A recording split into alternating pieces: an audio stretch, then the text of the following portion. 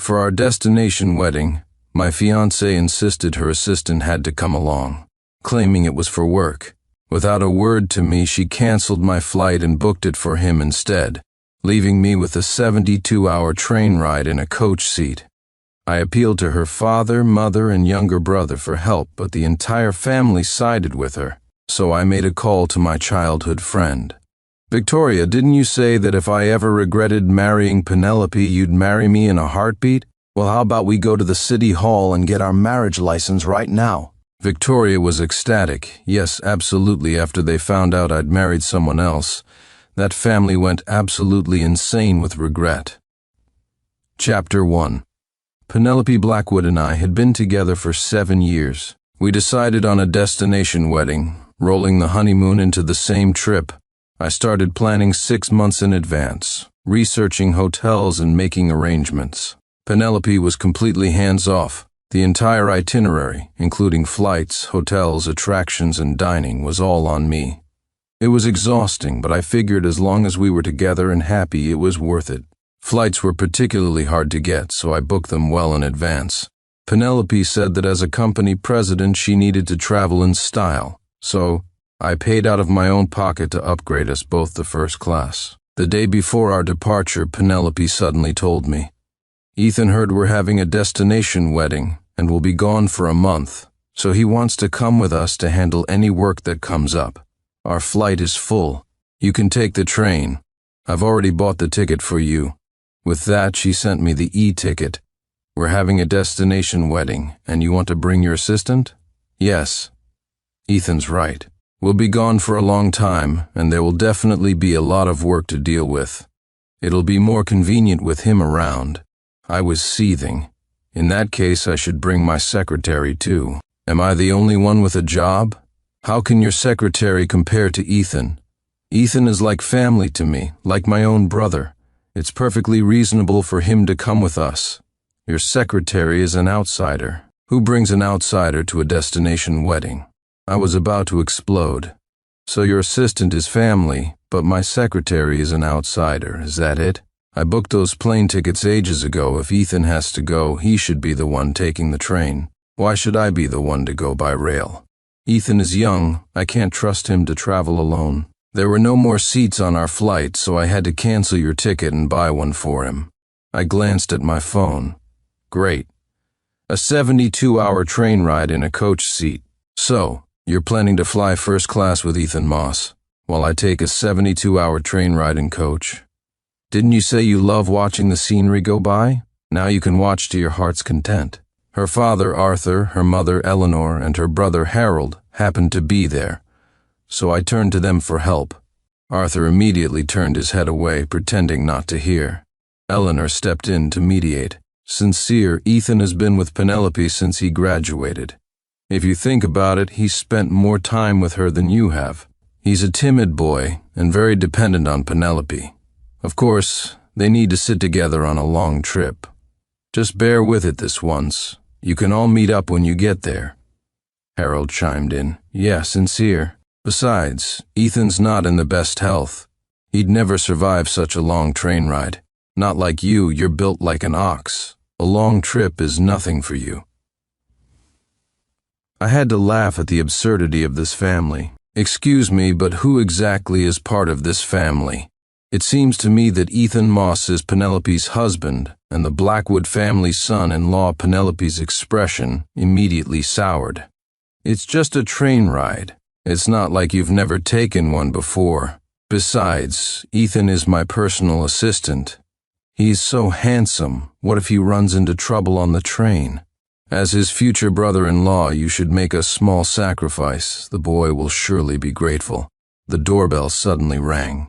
Harold rushed to open it, and in walked Ethan Moss. Ethan, bro, you're here. I've been waiting for you. Come on in. Harold enthusiastically dragged Ethan's 4 enormous suitcases into the house. Ethan, bro, I feel a real connection with you. If only you had met my sister earlier, you'd be the one marrying her now, and we'd really be family. Eleanor also went over and took Ethan's hand. You know, I've always thought you and Penelope made a great pair. In my heart, you're my ideal son-in-law. No one can compare. I felt a pang in my chest. I was standing right there and they could say such things to my face. I couldn't imagine how they praised Ethan and badmouthed me in private. In that moment, my heart turned completely cold toward this family. Ethan was just Penelope's employee. At most, he handled her work matters, which he was paid a salary to do. Meanwhile, Penelope and I were college classmates. Back in school, her family was so poor she could barely afford to eat. It was I who begged my father to sponsor her for all 4 years. After graduation, I supported her entrepreneurial efforts, giving her the first $1 million in seed money. That's how she got her own company and became President Blackwood. Once they had money, this family seemed to have forgotten where they came from. The truth is, the Blackwood family owed me a great deal. Arthur and Eleanor were in poor health, and I covered all their medical expenses. They had no retirement savings, so I gave them $20,000 a month. Harold was neglected as a child, so I stepped in as a father figure. I'd been with Penelope for 7 years, and I'd supported her brother for just as long. I was responsible for all the chores and cooking. I might as well have spoon-fed the entire family. On paper, I was Penelope's fiancée. In reality, I was their live-in nanny, an unpaid one who even paid them. I had given so much to this family, yet in their eyes I was worth less than an outsider. Ethan walked up to me, feigning guilt but with a triumphant look on his face. Sorry, sincere. If it weren't for me tagging along, you wouldn't have to take the train. I was going to say I wouldn't go if I couldn't get a ticket, but Miss Blackwood said she had a solution. I never thought she'd make you take the train. I offered to take it myself, but she said she couldn't bear to let me go alone and insisted I stay by her side. Harold slung his arm around Ethan's. My sis did the right thing. The train is full of all sorts of people. You're so young and handsome you could be a target for creeps. My brother-in-law here is a different story. He looks like a total brute. Any bad guy would have to think twice before messing with him. After he said that, they both looked at me and laughed. Seeing my dark expression, Penelope came over to placate me. Don't be upset. I know this is unfair to you, but there was no other way. Remember that watch you liked but thought was too expensive? Consider this my support. Go and get it, transfer the money then, $10,000. Why is it so expensive? I'm already being generous by agreeing to let you buy it, and now you're asking me for money? Don't push your luck, I laughed in her face. So I need your permission to spend my own money? How much do you even earn in a month? Penelope's face fell instantly. I am a company president, you know. That's incredibly disrespectful. She did have a company, and it had made money at one point. But in recent years, its performance had plummeted, losing money almost every month. It was only my financial support that kept it afloat. The money she had earned before was long gone, squandered on showing off and treating others. She hadn't contributed a single cent to our wedding. I paid $1 million dowry and provided a car and a house. The large apartment they were living in was mine. The only reason she could still maintain her image as President Blackwood was because of me. Since they all adored Ethan so much, let him be the son-in-law of the Blackwood family.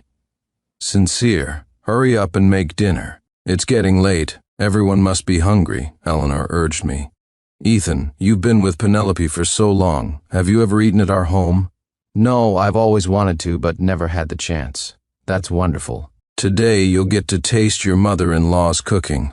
I looked at Eleanor.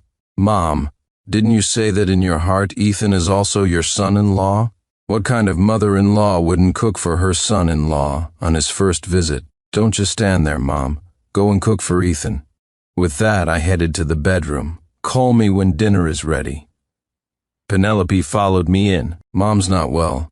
How can you make her cook? You go and do it. I thought Mom's illness was cured long ago. Is she sick again?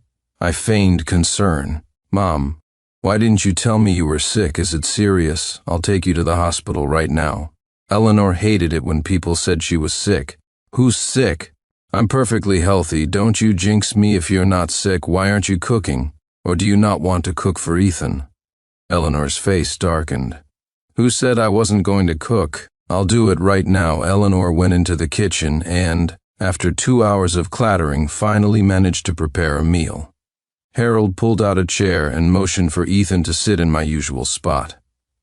Ethan Bro is our guest. Sincere, you don't mind him sitting here, do you? Eleanor placed the last dish on the table. If you don't want to sit on the side, just take some food and eat in the kitchen. Clean up when you're done. Great. Now I wasn't even allowed at the table. You guys go ahead. A friend invited me out for dinner, so I'll eat out. Penelope frowned immediately.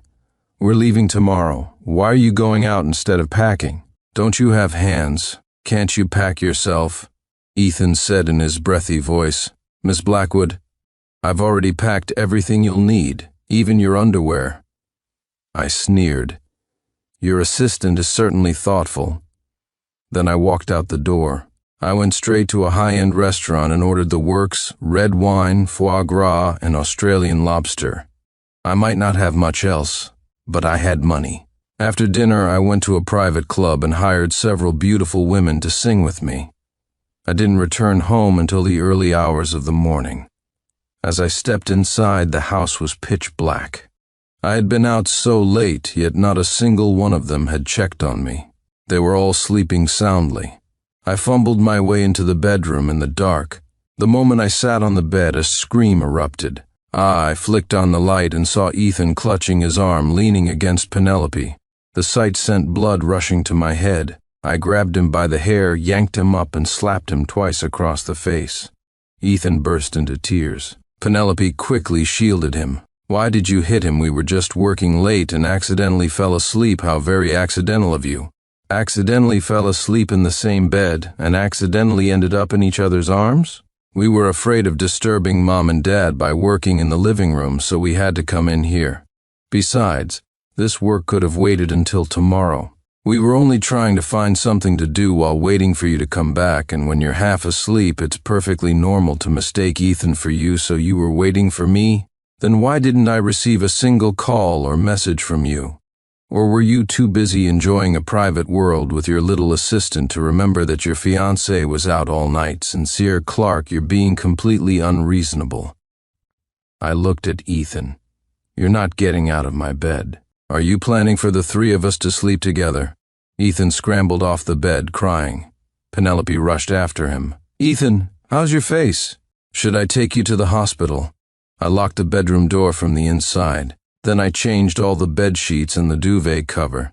The thought of them sleeping there disgusted me. Once I was done, I put in earplugs, lay down, and went to sleep. The next morning, Penelope stormed up to me, furious. Sincere Clark, you're finally up. Were you dead in there yesterday? I was knocking so loudly, and you didn't open the door. Mom, Dad, and Harold all heard the commotion and came out. You just played dead in the room. You did it on purpose, didn't you? That's right, I did it on purpose. I was creating an opportunity for you and Ethan to sleep together. You should be thanking me. Sincere Clark, are you insane? I'm your fiancé. Why would you want me to sleep with Ethan? I laughed. Oh, so you do remember I'm your fiancé. I thought you wanted me to step aside for Ethan. Ethan pretended to mediate. Miss Blackwood, Sincere, please don't fight. We're about to go on a trip together. We should be happy. I don't want you to be unhappy because of me. It would make me feel terrible. See how magnanimous Ethan is? You hit him like that, and he's not even holding a grudge. Sincere, you're so small-minded, Penelope said.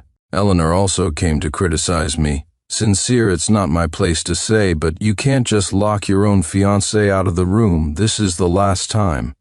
It won't be acceptable again, Arthur snorted. You've all spoiled him. Next time he throws a tantrum, just give him a good beating, and see if he dares to do it again. Harold was grinning.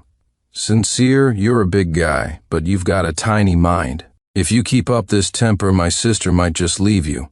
Ethan's eyes were filled with unconcealed triumph as he shot me a provocative look.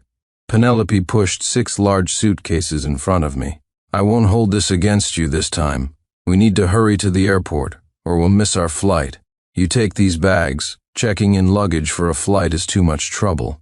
It'll be much more convenient for you on the train, so you can take all the luggage.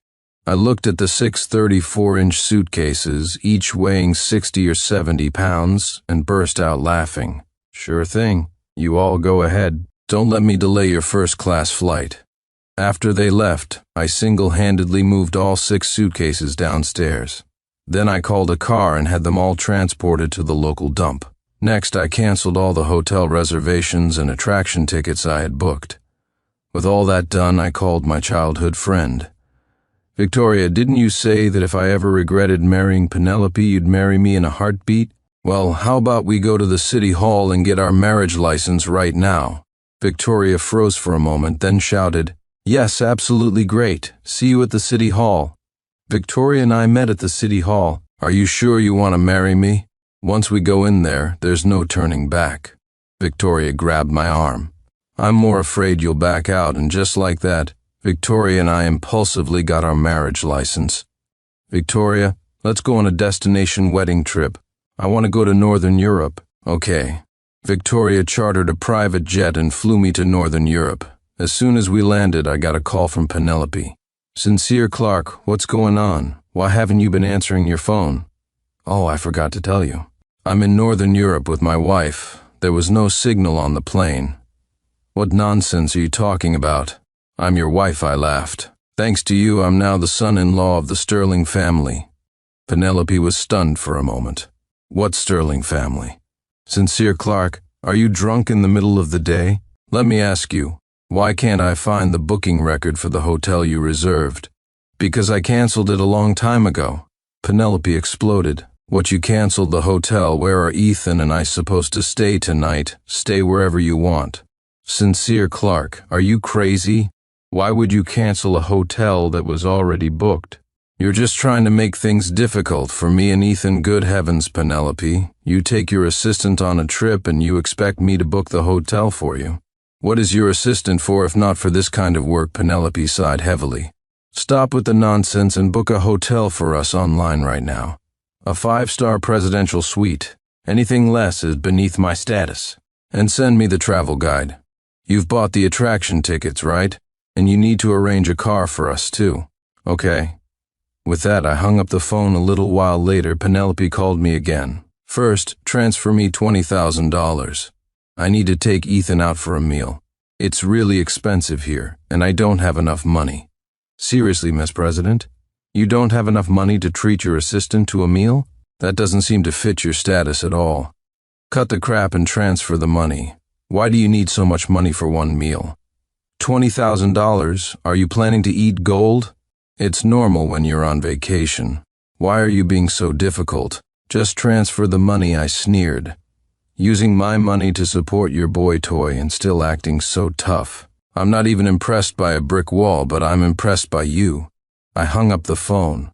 When Penelope called again, I silenced my phone, neither answering nor declining. A short while later, Ethan posted on his social media feed. In the photo, the watch on Ethan's wrist was particularly conspicuous. He captioned it, "It feels so good to be cherished. I'll love you forever, my Miss Blackwood." It was a designer limited edition watch that cost $20,000. Penelope must have maxed out her credit card to buy such an expensive watch on a whim. She dared to spend so much because she was sure I would pay it off for her. 2 days later, in the afternoon, Penelope called me again. This time I answered. "Your train should be arriving today, right? Ethan and I will come to the station to pick you up. I even bought you your favorite croissants. See how much your wifey loves you? You buy Ethan a $20,000 watch, and you buy me a $5 croissant? You really do love me. How can you measure love with money? Besides, Ethan has made such a huge contribution to the company."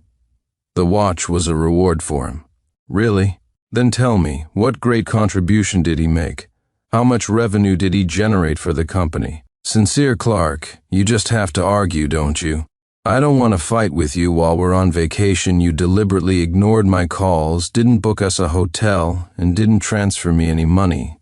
I haven't even held that against you. What more do you want if you're going to keep talking like this? Then you can just travel by yourself. I never planned to travel with you guys in the first place. I'm having a great time in Northern Europe with my wife, thank you very much. Sincere Clark, I don't have time for your madness. Send me the money now.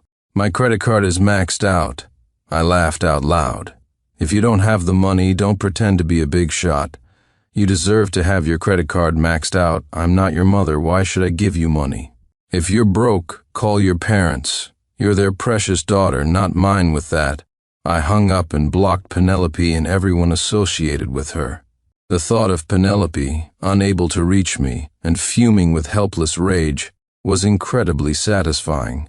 After spending a month in Northern Europe with Victoria, everything that could happen between us did. As our relationship deepened, I discovered what an amazing person Victoria was. I had truly hit the jackpot. I used to think I must have been under some kind of spell from Penelope to have been so devoted to such a toxic woman. There was a super rich, beautiful heiress right beside me all along, and I had been completely blind to it. After our trip, I unblocked Penelope. The moment I did, her call came through. "Sincere Clark, you finally answered my call. Where the hell have you been? I told you. I went to Northern Europe." "You went to Northern Europe?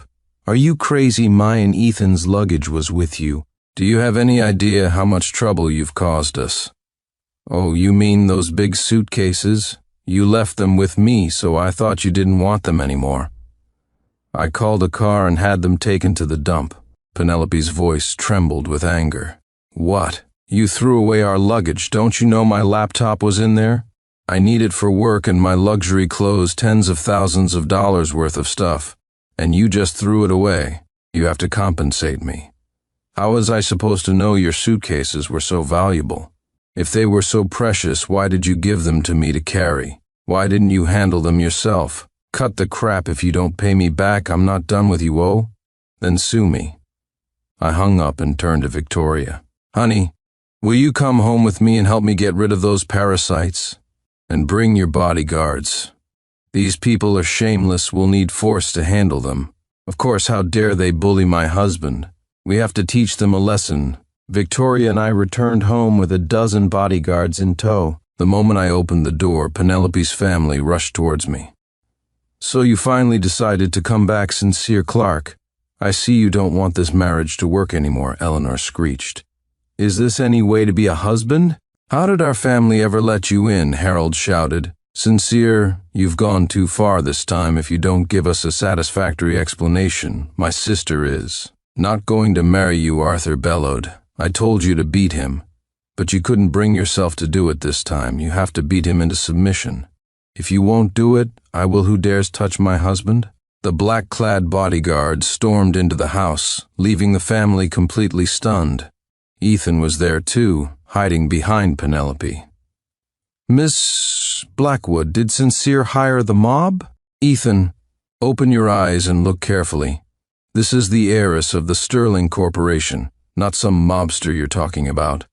Victoria Sterling." Penelope looked Victoria up and down. She recognized her from the covers of business magazines. "It really is a Miss Sterling." "Miss Sterling, what is the meaning of bringing so many people to my home? I'm here to repossess the property from my husband. And who might your husband be?" "Sincere Clark." Penelope laughed. "Miss Sterling, you must be joking. Sincere Clark is my husband. When did he become yours?" "A month ago. The day you and Ethan flew first class on your trip. Victoria and I got our marriage license." Penelope clearly didn't believe me. "Don't be ridiculous. You married Miss Sterling? How is that possible? Why is it impossible? Do you think I'm not good enough for Victoria?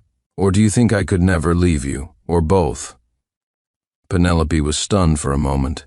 "Sincere, stop joking like this. It's not funny at all." I pulled out 2 marriage certificates from my bag. "Who's joking? This is my and Victoria's marriage certificate. We are now a legally married couple."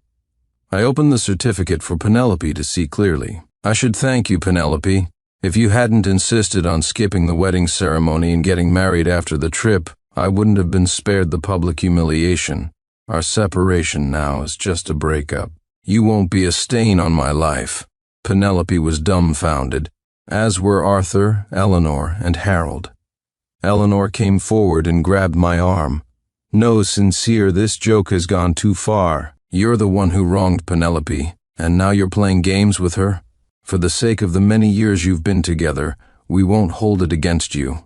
As long as you pay off Penelope's credit card debt, we can pretend none of this unpleasantness ever happened.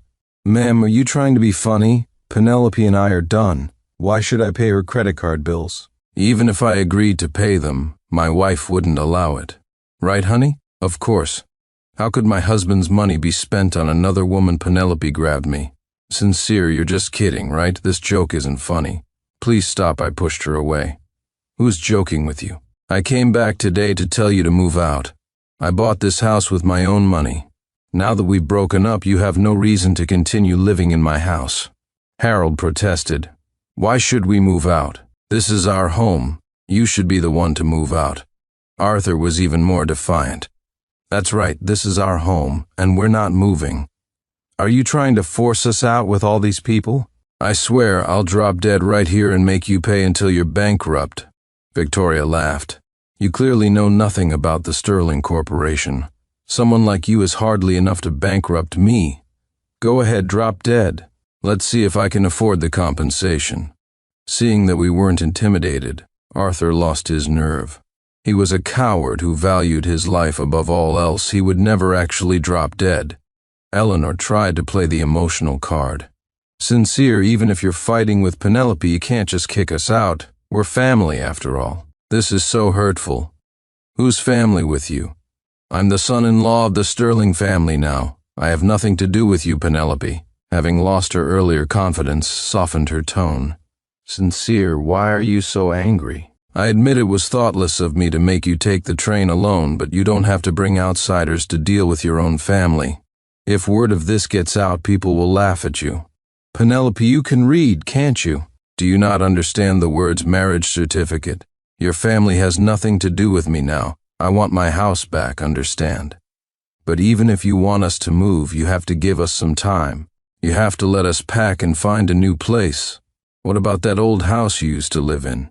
You can just move back there, and everything in this house is mine. How many of your own things do you even have here? Pack up now and be out by dark. No one in the family moved. You're not moving? Fine, I'll help you. With a glance from me, the dozen bodyguards rushed in and threw all of the family's belongings out onto the street. Eleanor sat on the floor and wailed, "Oh, what have we done to deserve this? How did our family end up with such a daughter-in-law? This is so disrespectful. It's a crime against heaven." A bodyguard walked up to her. "If you say one more disrespectful word about our young mistress, don't blame me for being impolite." Eleanor immediately shut her mouth. Harold was still defiant. "Sis, what are you afraid of? Sincere left you, which is perfect. Now you and Ethan Bro can be together. We have money anyway. We can live without him." Penelope shot Harold a furious glare. "Shut your mouth." Penelope's company was losing money every month, barely staying afloat with my support. Now that I had broken up with her and cut off her financial lifeline, she probably wouldn't last a month. This month she probably couldn't even afford to pay Ethan's salary. Harold was still naively thinking that his sister was the same company president who could buy whatever she wanted. Little did he know, without me, Penelope was just a pauper who couldn't even afford a meal. With the Blackwood family's things cleared out, I had the locks changed and put the house on the market. Install a security camera at my door, in case certain people get any ideas and try to break in. If I find anyone trying to break in, I will call the police and report them for trespassing. Penelope was heartbroken. "Sincere, is that really how you see me in your heart?" "Yes. Your whole family is a bunch of ungrateful wretches. It took me all these years to see your true colors. Thank God it's not too late, and at least we're not legally married. Heaven was truly watching over me. After that, I went home with Victoria and cut off all contact with Penelope's family. Without my financial support, Penelope's company went bankrupt in 2 months. She also accumulated a lot of debt, and her family was crammed into a tiny 500-square-foot apartment, struggling to even afford food. I was out for dinner with a friend when I heard 2 people arguing loudly in the restaurant. You don't just take back something you've given as a gift. I'm in a tough spot right now. My credit card is about to be overdue. What's the use of you wearing such an expensive watch? I've given you plenty of gifts. Consider this a return gift. It's normal for a boss to give gifts to an assistant. You want a return gift? This is what I earned for myself, Ethan Moss. What did you tell me back then? Didn't you say you were attracted to me as a person, and you wouldn't care if I was rich or poor? You said that even if I had no money, you would be like Sincere Clark and help me build my business. Now I'm just asking you to return the watch I gave you to help me through this crisis, and you're not willing. It seems you can only share the good times with me, not the bad. Everything you said was a lie. Hearing the names Ethan and Sincere, I realized these were two old acquaintances. I motioned for my friend to look over. It wasn't in my nature to miss a good show. Penelope Blackwood, get a grip. I'm just your assistant. You haven't even paid me for the last 2 months, and I haven't even asked you for it, yet you have the nerve to blame me. I'm the one paying for this meal today. Why would a handsome young man like me want to stick with a woman who can't even afford to eat? Penelope slammed the table and stood up. Ethan, I was so wrong about you. I lost my family because of you, and now you say this to me? How can you do this to me? How did I cause you to lose your family? It was your own poor judgment. If I had known you were a gold digger, I would have never gotten involved with you. I haven't even blamed you for wasting my youth, and you have the audacity to point fingers at me. After this meal, let's not contact each other again. I have a long life ahead of me, and I don't want to waste it on someone as useless as you, Ethan. You're trying to dump me now, are you? No way. Ethan stood up and threw the glass of water in front of him in Penelope's face. Wake up, my dear President Blackwood. You have nothing now, and I've already received an offer from another major company. We're not in the same world anymore. You can't keep me. With that, Ethan walked away coolly. Just as Penelope was about to get up and chase after him, she caught a glimpse of me sitting nearby. Sincere, she rushed towards me, but my friend quickly stepped in front of me. What do you want? I'm calling the police. I just want to say a few words to Sincere. I won't do anything to him. I patted my friend's arm, signaling that it was okay. My friend stepped aside. Penelope rushed up to me, then took a step back as if afraid of scaring me. Sincere, I'm so sorry. I finally realized that you were the best person to me in this world. I was mesmerized by that scumbag Ethan and did things that hurt you. I now deeply understand how foolish I was. I want to make it up to you. Is there any chance that we could— No chance. Penelope lowered her head. I know you won't give me another chance. A person like me doesn't deserve you. I just remember back in school you didn't look down on me for being poor. You always helped and took care of me after graduation. You even offered to help me start my company. No one in this world has ever been as good to me as you. My parents also regret not treating you well. They talk about you at home every day, hoping I can win you back. Harold has also cried several times, saying that you will always be his brother-in-law. Stop it, Penelope. I interrupted her. Your father, your mother, and your brother have never truly respected me. They thought I was lucky to be with you because you were so outstanding. They never thought I was too good for you. They probably even thought I was blessed to have found someone like you.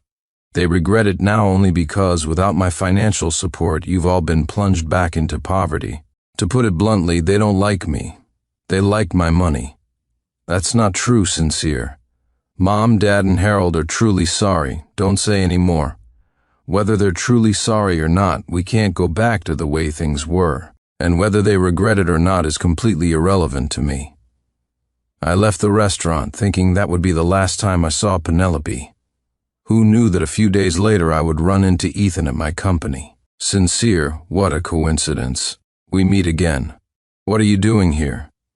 I was specially recruited by Mr. Davis as his assistant. Mr. Davis? Call him in. Mr. Davis came scurrying to my office. Mr. Clark, what can I do for you? Is this the assistant you specially recruited? Yes, he is. I'll give you 2 choices. Either you fire him or you're both fired. Mr. Davis was terrified. I'll fire him immediately. You're fired, he said to Ethan. Ethan was indignant. On what grounds? I got this job on my own merit. Don't think you can do whatever you want just because you're Miss Sterling's husband. I'll report you. Report me to whoever you want. Now get out of my sight. I won't leave. Why should I? You won't leave, huh? I called Penelope directly. Come over here and get your little assistant. Penelope happened to be looking for Ethan, and she rushed over as soon as she knew his location. Ethan, so you've been avoiding me by hiding here. Penelope forcibly dragged him out of the company building, and the two continued to struggle on the street. I watched them from the floor-to-ceiling window. I saw Ethan slap Penelope hard across the face. In a fit of rage, Penelope shoved him into the path of an oncoming large truck. Blood splattered everywhere. He was dead. Penelope turned herself in to the police and was ultimately sentenced to life in prison. After that, the entire family disappeared from my life for good. And Victoria and I began a new life together. On the day of our wedding, the limousine picked up the wrong person, bringing my fiancé's old flame to the venue instead of the groom. I had to take a cab myself. I was only a few minutes late, but I found that he had already taken my place and started the wedding ceremony. Faced with my fury, my fiancé explained impatiently, "Who told you to mess up the arrangements for the limo? Was I supposed to wait for you with all the guests? He was just trying to help you. Going through the ceremony is exhausting. You should be thanking him, not blaming him." I met the teasing gaze of her old flame and knew this was all his doing. But unlike in the past, I didn't cause a scene. I just turned and walked away. What they didn't know was that my fiancé's company was in turmoil, and I was the only one who could fix it. This time, however, I wasn't going to help her. Chapter 1. If you hadn't messed up the limo arrangements, why would I have let Ethan take your place in the ceremony? I gave you a chance. You're the one who didn't value it. Victoria Belrose's tone was ice cold, her exquisite makeup failing to hide her disdain. I opened my mouth, about to explain that it wasn't my fault. I had been working late every night to finish a major project proposal for my company. Despite that, the wedding was my top priority. Weeks ago, I had finalized the plans, checking them 3 times to ensure there were no mistakes. The limo picking up the wrong person was clearly intentional. Seeing his chance, Ethan Slade quickly grabbed Victoria's hand, his voice laced with feigned grievance. "Victoria, I'm not feeling well. My head is spinning. Don't be angry. I'm sure Mr. Clark didn't do it on purpose." With just a few words, he pinned all the blame on me. Meeting his provocative gaze, I instantly understood this was all his handiwork. I had barely started to speak when Victoria cut me off impatiently. "Can't you see how much stress Ethan has been under for your sake? The wedding is off, so what? We can always have another one later. We need to go toast the guests now. You can just go back the way you came. Don't be an eyesore." With that, she took Ethan's hand and led him tenderly to a room upstairs. I stood frozen, watching as Ethan glanced back over his shoulder, a mocking smile on his lips. In that moment, I couldn't describe what I felt. It was as if all the deep love I had for Victoria had been vacuumed out of me. Normally, I would have run after her, arguing, trying to explain it wasn't my fault. But instead, I stood there like an outsider, numbly touching my own chest. 1,000 words welled up inside me, only to dissolve into a quiet sense of release. I'd spent months preparing for this wedding. Every blade of grass, every seating arrangement, Victoria's jewelry. I was in charge of every single detail, big and small. At the same time, I was handling the crisis at Victoria's company. I was so busy I was only sleeping 4 hours a night, exhausted and running on empty. The limo incident had only delayed me by a few minutes. By the time I rushed to the venue, Victoria had already chosen to proceed with the ceremony with another man. And even so, she still had to blame it all on me. She couldn't learn to love me, and she would never cherish me. If that was the case, there was no reason for me to keep holding on. I took a cab home alone and began to pack my things. In all the years I had lived with Victoria, I had very few possessions. A few changes of clothes and my work computer were all I had. I quietly entered Victoria's room, intending to retrieve the engagement ring I had given her. The moment I opened her closet, I froze. The wardrobe was filled to the brim with men's suits and trousers. I glanced at a couple of them and noticed they were 2 sizes smaller than mine. In an instant, I knew the entire closet of suits belonged to Ethan Slade. Chapter 2. In a corner of the closet was the ring box for the ring I had given Victoria. It looked as if it had been carelessly tossed in, the corners were chipped. Ethan's clothes were neatly arranged, while the ring I gave her was carelessly discarded. At this point, what was there left not to understand? Love, and the lack of it, it's truly obvious. The front door creaked open. Victoria's cold voice rang out, "What are you doing here?" "Who said you could come into my room?" She rushed in, her expression a mixture of panic and anger. "I just told you to go home. I didn't say you could touch my things." She snatched the engagement ring, which I was still holding, from my hand. Victoria looked at the open closet and paused for a moment. Her angry tone softened. The dry cleaner near Ethan's place was broken, so I offered to have them cleaned for him. Hearing her rare attempt at an explanation, my heart felt nothing. I nodded faintly, glanced at the ring box in her hand, and prepared to leave. She frowned, blocking my path. "Why aren't you saying anything?" "I already explained it to you. Are you still angry about the wedding?" I was much taller than her. From my vantage point, I could clearly see a fresh hickey on the back of her neck. It was bright red, probably from just moments ago. Seeing her aggressive posture, I suddenly felt a wave of disgust. "Don't you think you're a hypocrite?" Victoria froze, a look of genuine confusion appearing on her beautiful face for the first time. "Let's break up. This is pointless." Those two sentences made her stand stock still, as if she couldn't comprehend them. Victoria was a golden girl, born into a good family, highly educated and beautiful. I had always known she had no shortage of suitors. How could someone like her, with impossibly high standards, tolerate being insulted like this? Unexpectedly, she didn't lash out at me again. We stood in a standoff for a moment before I heard her voice, which could almost be described as gentle. "Are you sick? Or are you not feeling well somewhere? I'm sure you're just exhausted lately. Stay home and get some rest. Don't think about such nonsense. The marriage alliance is a matter for our two families. It's not something you can just cancel." When I heard the words marriage alliance, it suddenly clicked. My gaze toward her filled with a hint of mockery. I had thought for a second she'd had a crisis of conscience. It turned out she was just afraid of the losses she would incur if the alliance was canceled. I let out a breath and laughed at myself. And here I thought she might care about me, even a little. It seemed she cared a great deal about my money.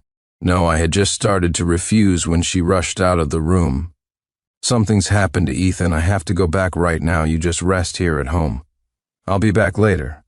Watching her leave without a moment's hesitation, I was forced to swallow the words I hadn't finished.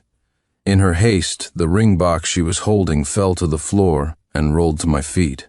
I picked it up. Inside was a pigeon's egg-sized pink diamond I had flown to an international auction to buy. The design alone had taken immense effort, and it had a 3-year crafting period. Even a gesture like this meant nothing to her, just like my heart, which she trampled underfoot.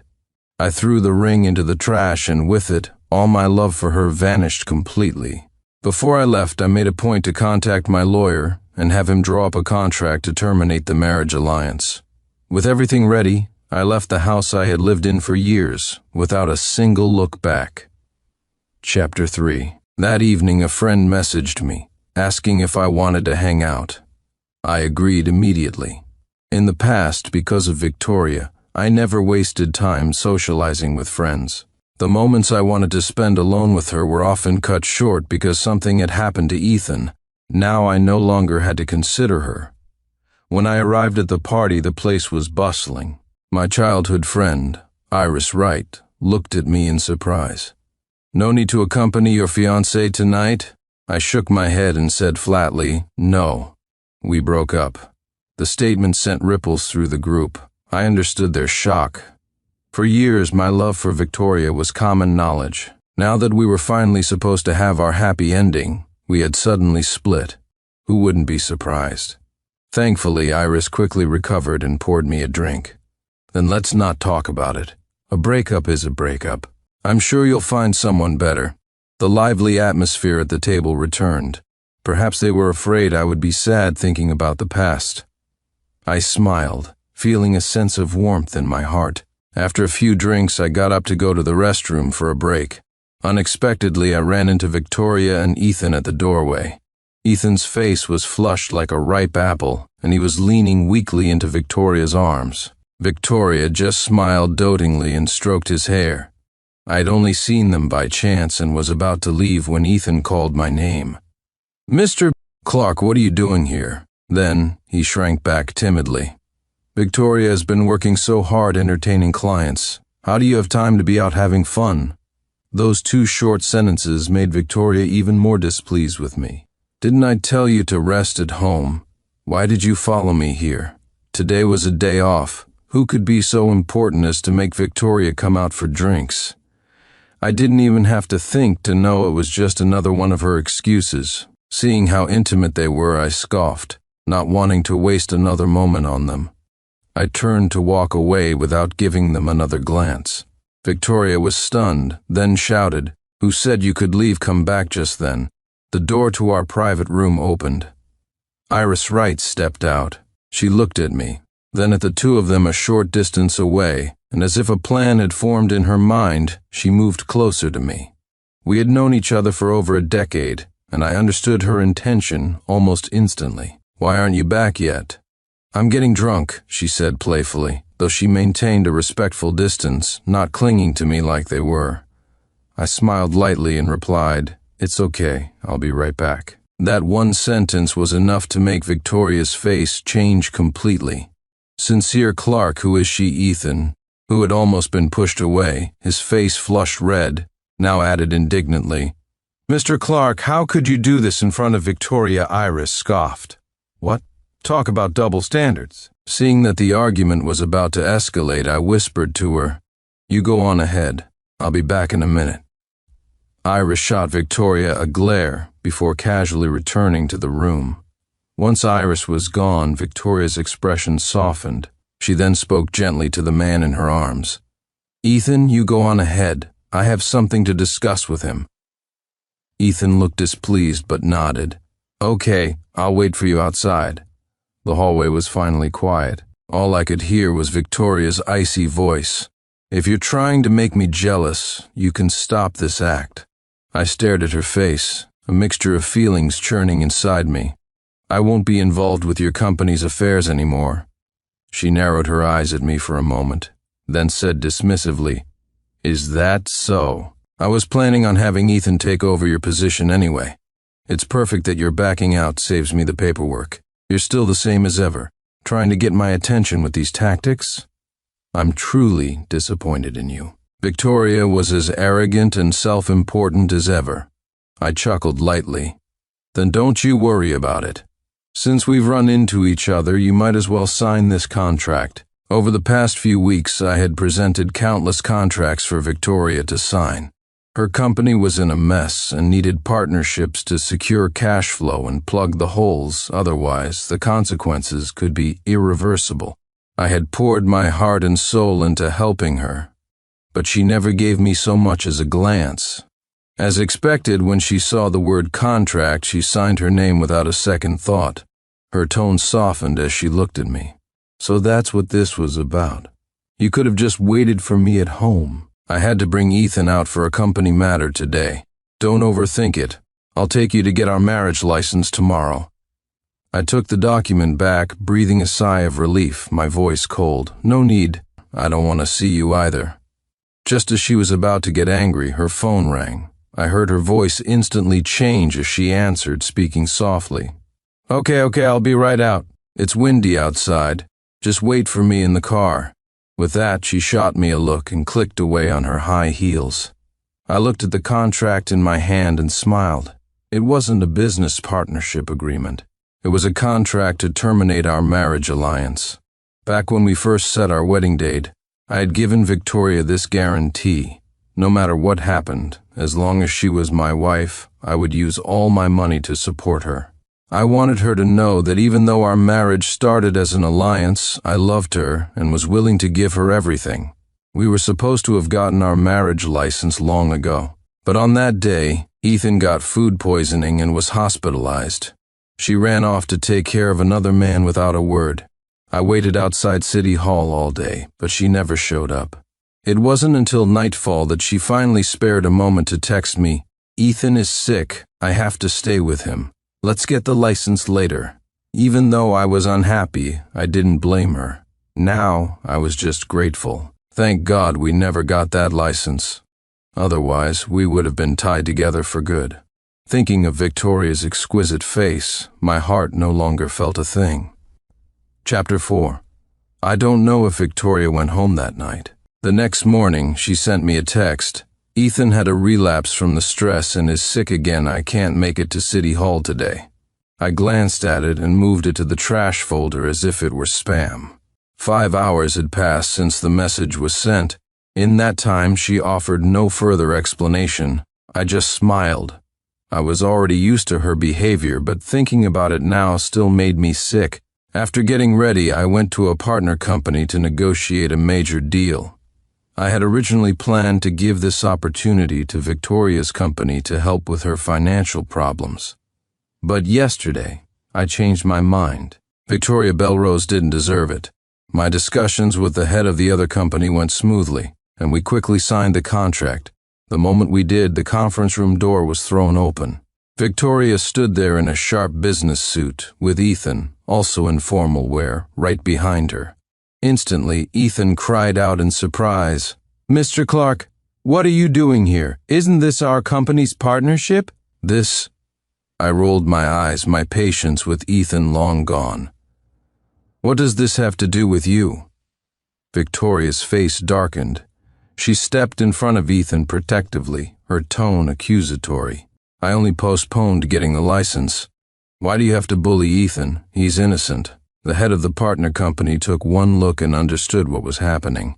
He glanced at me and said politely, "Mr. Clark, I'll be going then. I'll have the follow-up details sent to your secretary's email." I nodded.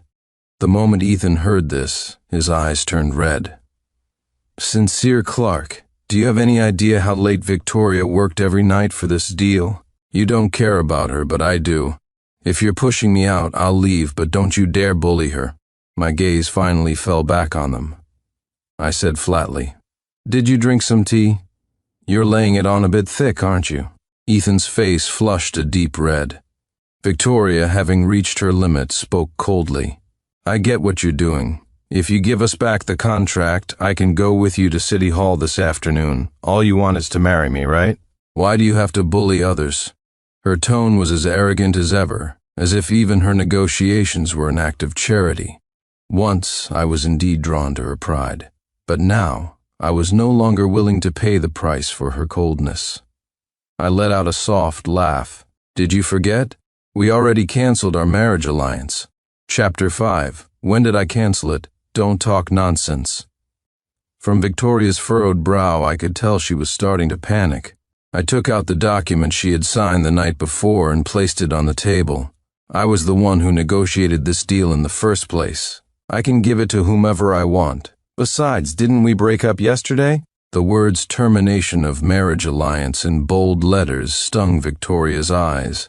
The woman who was always so calm and collected finally erupted in a rage she had never shown before. Yelling, "This is from yesterday? You dared to trick me," I said lazily. "You're the one who didn't bother to read it. Who can you blame?" Perhaps she had never seen this side of me before, because for a moment, Victoria was speechless.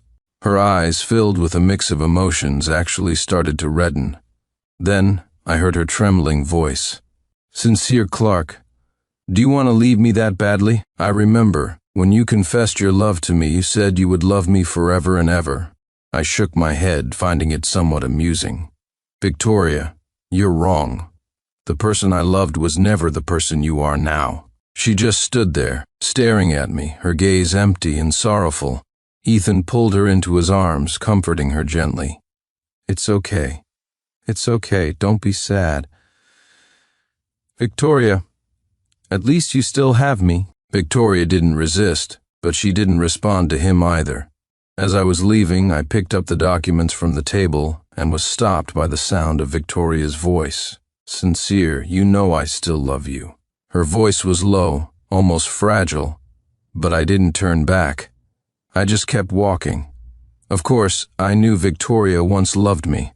If she hadn't, she wouldn't have bravely run to hug me when the pressures of reality made me want to jump off a building. I will never forget that rainy night, the cold rain splashing against my face. My company had run into serious trouble due to a rival scheme. Though it was a small firm, I was young and had never faced such a major setback. My former employees looked at me with strange eyes. If you don't have what it takes, why be a boss? You're a loser who can't even pay salaries exactly. If I knew he was this useless, I would have died before working for this company. The employees gradually left, leaving behind an empty office. When I was about to give up and end my life, I fell into a warm embrace. Victoria had climbed 28 floors to find me and save me. She was breathless but still spoke with gentle determination, sincere. Don't be afraid. You still have me at that moment. I swore that no matter what happened in the future, I would love Victoria forever. We were supposed to get married and have children, living happily ever after, until she met Ethan Slade, a man who relied on her for everything. It was then that I realized our relationship had changed, damaged beyond repair. While I was working myself to death at the company to give her a good life, all she needed was Ethan's gentle comfort and dependence. My busy work schedule made her project all her affection onto another man. That was something I could never tolerate. And so our story ended here, a complete wreck. Love, or the lack of it in the end, it was all just my one-sided devotion. Chapter 6. For several days I didn't run into Victoria or Ethan again. I threw myself entirely into my work and achieved some impressive results. After closing one last major deal, I gave myself a 3-day vacation to travel. As I entered the underground garage, a black car caught my eye. There was a simple reason. Every man loves cars, and this one was a limited edition with only 10 models in the world. I had ordered it months ago. But on the day of delivery, Victoria sent me away on an errand and gave the car to Ethan. I'll never forget the look on her face, a mix of gentleness and impatience. Ethan's never had a nice car. He was so set on this one. You know how he is, he's young. I can give you the money for it, or I can buy you another one. How about that? With her putting it that way, what could I do? I had to swallow my pride and watch her hand over the car to someone else. So, seeing the car again, I felt a momentary daze. Victoria parked, leaned out of the window, and waved at me. Sincere, I'm over here, she got out of the car and smilingly held out the keys to me. You like this car, don't you? I got it back from Ethan. From now on, it's yours. I didn't take the keys, and her hand hung in midair. After a moment, her smile faded. Are you still angry? I came here specifically to apologize. She turned and pulled a huge bouquet of roses from the car, each one bright and beautiful. The wedding was my fault. I've already scolded Ethan. From now on, I promise I'll always put you first. She was still full of confidence as she said this, a pleasant smile on her pretty face. I don't want it. My cold reply made her freeze for a second. Soon she forcefully pushed the bouquet into my hands. Don't you love roses? I bought them especially for you. I immediately started sneezing, one after another, my nose turning red. Get them away, I'm allergic to roses. The word allergic seemed to jog her memory, and she quickly moved the bouquet away. But I had already inhaled the pollen, and I couldn't stop sneezing. She panicked, her eyes glistening with tears. I remembered wrong. I didn't mean to hurt you. By the time I finally recovered, Victoria was overwhelmed with guilt. Her phone had rung more than a dozen times, but she hadn't answered it. Long ago I had told Victoria I was allergic to roses. Back then she had carefully noted it, and any flowers she gave me after that were never roses. The one who loved roses was Ethan. He adored all things bright and extravagant, and Victoria had given him many types of roses as work bonuses. The roses in the car today were just the most common kind. Perhaps she hadn't even realized it herself, but she treated Ethan and me as if we were from two different worlds. How could she think she could win me back? I didn't want to be around her any longer and decided to drive away immediately, but she blocked my car with her body. For the first time, the proud Victoria Belrose spoke in a pleading tone. Sincere, don't go, I'm begging you. Her phone rang again. She glanced at the caller ID with annoyance. After a moment of hesitation, she actually answered it. I'm busy with something. I'll be back later, okay? Just go to the hospital and get some ointment. I'm not a doctor, I can't help you. The moment she hung up, I floored the gas pedal. Victoria, startled, fell to the side from the momentum, her white dress stained with dirt. Sincere Clark, are you trying to kill me? I rolled down the window impatiently. You're the one wasting my time. Not everyone has time to play house with you. Victoria, know when to stop. We're over. With that, I sped off. Looking in the rearview mirror, I saw Victoria still staring blankly after me, like a silent statue. I felt sick to my stomach. If she already had Ethan, why did she have to keep interfering in my life? The roses lay abandoned on the ground, their beautiful petals falling into the dust, quickly turning into useless trash. Just like our relationship, it could never go back to what it was. My phone screen lit up. It was a message from Victoria. Sincere Clark, don't you regret this? I gave you a way out and a chance. You're the one who doesn't know how to appreciate it. Scrolling through our chat history, most of the messages were from me to her. The messages she sent were few and far between, and she rarely replied. It was only in the last few days that her messages had become more frequent. But I had seen her talking with another man all night long. She simply hadn't chosen me. I closed my eyes. When I opened them again, I blocked Victoria's contact information everywhere. Chapter 7. The 3 days of my trip passed by remarkably quickly. When I finally returned to the office, a stack of paper was sitting on my desk. I picked it up and frowned. It was a wedding invitation. Victoria was inviting me to her and Ethan's wedding. My secretary poked her head in quietly. Mr. Clark, your schedule is very full these next few days. If you want to go, I can arrange the time for you in advance. I tossed the invitation aside. No need. I'm not going. Losing myself in work helps one forget everything. So much so that a few days later, I only found out about their wedding when I saw the live stream trending online. It was a grand wedding, far more lavish than ours was supposed to be. I watched the beginning and quickly lost interest. So, when I saw Victoria's company name among the potential partners for a new project, I instinctively crossed them off the list. The day my secretary informed her, she stormed into my office. Sincere Clark, what right do you have to remove our company from the list of participants? She wasn't angry when she said this. In fact, she was smiling. Are you jealous? The truth is, I never got a marriage license with Ethan. It was just a fake wedding. She leaned in close to me, the faint scent of her perfume tickling my nose. The dress Victoria was wearing was the same one from when I confessed my love to her years ago. A long, flowing dress with light tassels that made her look incredibly gentle. The scent, which I once found pleasant, now just made me feel uncomfortable. Seeing her press closer, I impatiently called security.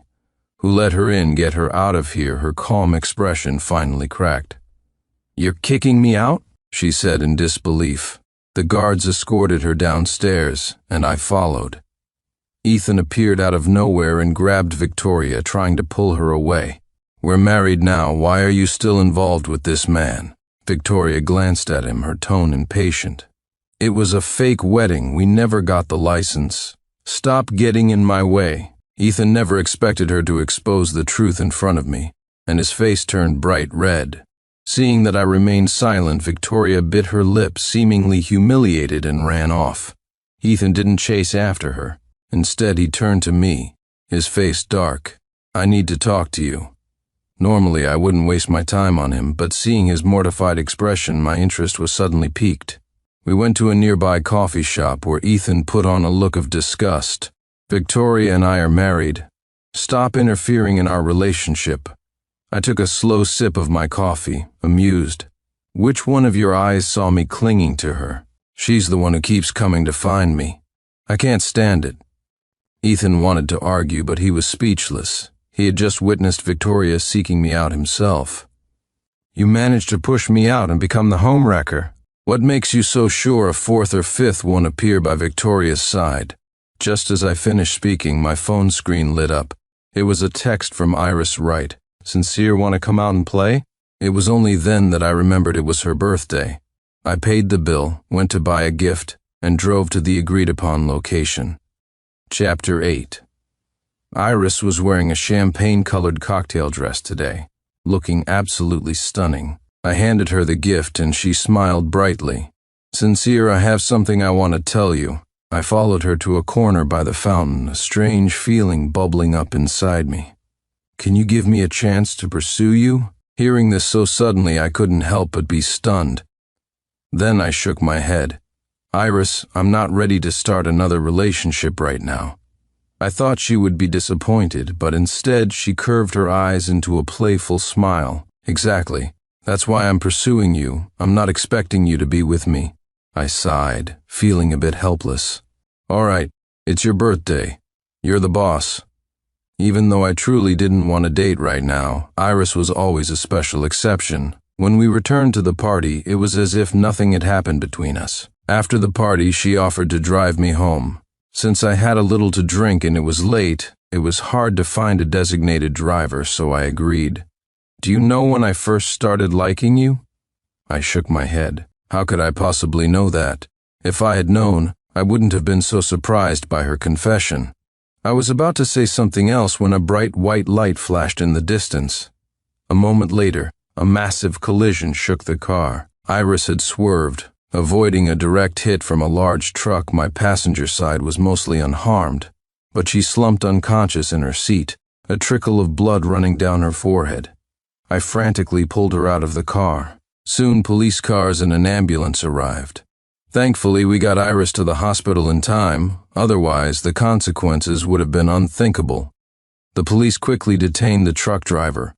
He was fully at fault for driving on the wrong side of the road, but he had no money. Pushed to a corner, he confessed to the police. "It wasn't my idea, someone paid me to do it." Under questioning, Ethan Slade's name came out. It turned out that Ethan had gone mad after our last encounter, convinced that Victoria would cheat on him no matter what, especially since she refused to get a real marriage license. In his paranoia, he concluded that Victoria still had feelings for me. He paid the truck driver to drive into oncoming traffic, intending for me to die. He planned to bail the driver out later. He never imagined that when faced with danger, Iris would choose to save me at her own expense. In the end, I was unharmed. Iris was rushed into emergency surgery. With the truth out, Ethan was taken into custody. Victoria, who might have had some pity left for him, was too preoccupied with her own company's collapse to care. Especially after hearing he had tried to have me murdered, she gave up on the idea of using money to reduce his sentence. I already despised both of them.